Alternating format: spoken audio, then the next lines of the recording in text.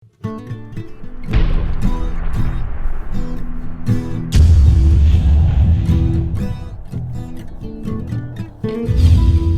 gehalte van die grond in die boord sal die grootte en gehalte bepaal van die vrugte wat geoes sal word. Grondgehalte word bepaal deur die chemiese toestand, die fisieke toestand en die organiese toestand. Kom ons kyk eers na grondchemie. Die grond se chemiese toestand word heel maklik bepaal. 'n Grondprofielgat word gegrawe en monsters van die grond na 'n laboratorium geneem.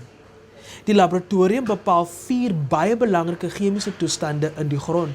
Dit is die pH van die grond, voedingsstofinhoud van die grond, die beskikbaarheid van daardie voedingsstowwe vir die plant en die hoeveelheid sout in die grond.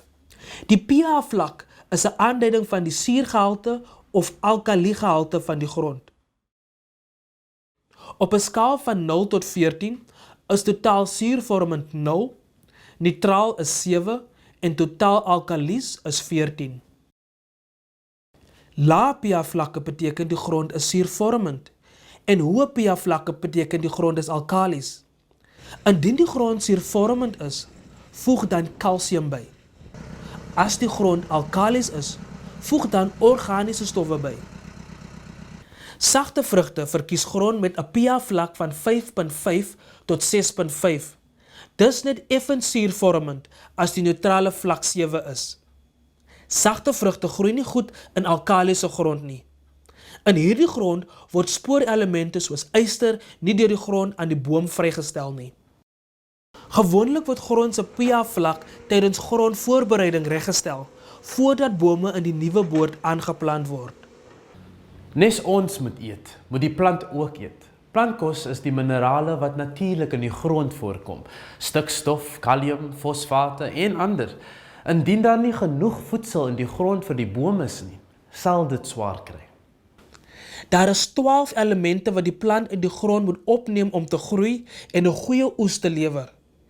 Die hoofelemente wat dit in groot hoeveelhede nodig het, word die makro-elemente genoem. Daar is 6 makro-elemente.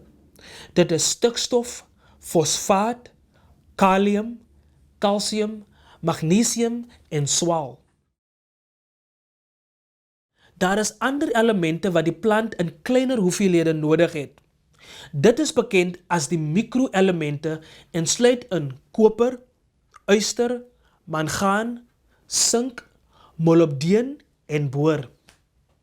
Selfs al is die voedingsstowwe in sekere soorte grond teenwoordig, mag dit nie vir die plant beskikbaar wees nie.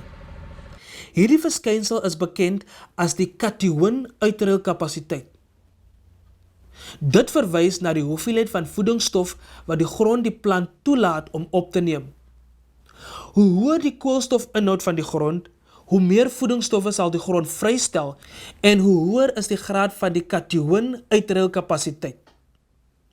'n Goeie koolstofvlak in die grond is 3% en meer.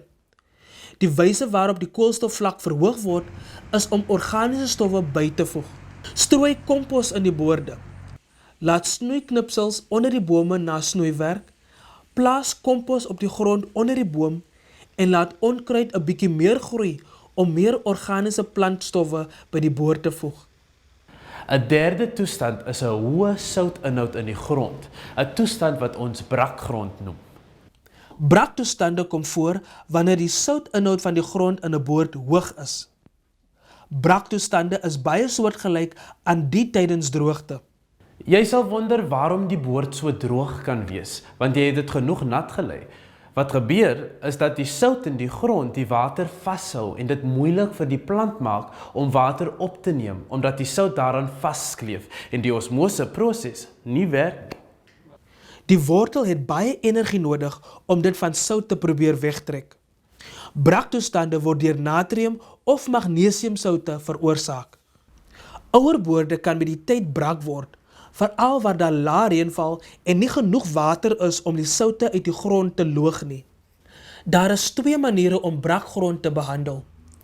Die eerste is om gips toe te dien, wat met natriumchloried vermeng om kalsiumchloried te vorm, wat hoogs oplosbaar is. Baie water word op die oppervlak aangewend en kalsiumchloried was of loog binne 3 of 4 weke uit die grond en neem die natrium daarmee saam. Die tweede metode is om kalsiumnitraat toe te dien. Kalsiumnitraat sal soortgelyk werk en die soutte sal uit die grond loog, maar jy moet in staat wees om baie water te gebruik. Uitloging beteken om iets uit die grond te was. So, ons het gekyk na die chemie in die grond, kom ons kyk nou na die fisieke toestand. Die stabiliteit van die grond is baie belangrik. Kompakteer dit baie gou? Draineer dit goed? Om dit vas te stel, grawe ons weer 'n profielgat en konsulteer 'n grondwetenskaplike. Hy sal jou inlig hoe stabiel die struktuur van die grond is. Daar is 2 metodes om grondstabiliteit te herstel. Die eerste is om gips by te voeg as die grond brak is, met ander woorde indien daar hoë soutvlakke in die grond is. Die tweede manier is om organiese stowwe op die grondoppervlak te plaas. Dit sal verrot en opbreek en in die grond uitloog. En hoe meer organiese stowwe jy in die grond kan kry, hoe beter. Kompos en ander organiese stowwe moet gereeld in die boord aangewend word.